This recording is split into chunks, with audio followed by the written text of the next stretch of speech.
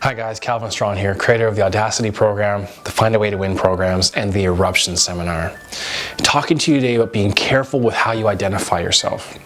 And that sounds kind of funny, but what I mean by that is sometimes when you're doing your job or your sport or your relationship, you define who you are by the thing you're doing. And if that still sounds a bit weird, stay with me for a second here. And I'll start from when I was a younger athlete. And what I mean by that is this. You know, when I was a kid, and I mentioned this in a previous blog about the danger of the need for approval. And what I did there was say that sometimes as a kid, when we're succeeding and doing well in, say, soccer or little league or gymnastics or dance, sometimes we attach all of our identity, all of our self-esteem to the sport, to the activity.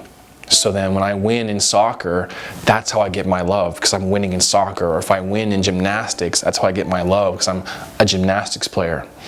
And one of the tricky parts is, if you're a parent watching this, or a leader or a manager or an owner, is understanding your team and your staff, sometimes they can fall the same trap. Is that I get the recognition or the connection to my employer, to my mom, to my dad, to my boss by doing a good job. By doing a good job, therefore I'm good. And there's a dangerous slippery slope there where it can prevent somebody from winning. Because part of my thing I talk about too is being able to handle pressure. And so when the student or the child or the colleague feels that the only way they get the connection is by winning, or that they're only good if they do the good, all of a sudden it adds a ton of pressure. Too much pressure, in fact. So the important part is that you want these people, if you're feeling yourself in the same situation, is understand you are good regardless of the activity you're doing. Let me use a different example.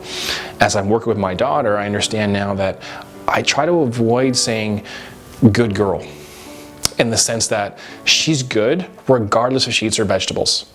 She's good regardless if she goes to bed on time. She's just good because she is. Does that make sense? She doesn't have to do anything to get the good from me. She just is good. And the same is true for your employees. The same is true for your teammates, your players. The same is true for any of your subordinates, is the idea that they don't have to do something to get good, they just are good.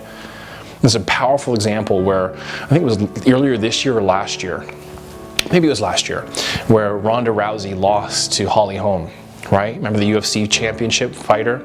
And she went in there, she's undefeated, she's a phenom. Ronda Rousey is amazing, and she still is. And then Holly Holm came in there and knocked her out. It was the most crushing defeat for anybody who's a Ronda Rousey fan, but for Ronda Rousey it was really crushing. So much so that she actually had suicidal thoughts after losing that match. If you watch the Ellen show where she says, listen, you know what, I lost the championship, who am I without this now? She wanted to take her own life because she didn't establish that she's good regardless if she has that belt or not. The belt means nothing. Ronda is awesome just the way she is, not because of a belt. Does that make sense? So the important part here is you are good. Realize you are good regardless of what your activities are. Regardless of whether you win or get the promotion, or whether you have a certain title or a certain relationship or a certain body weight, you just are good because you are. Does that make sense? I want you to really understand that, because once you fully grasp that, it doesn't matter what they say or what they do or how they position you or how they evaluate you. You'll understand there's so much more to what you are and so much more is possible that you'll drop all those criticisms and realize you're good just because of the way you are. It'll take away all the pressure and it will help you find a way to win. I'll see you on the next one. Please share your comments below. I'd love to hear about this one. I'll talk to you on the next one. Take care.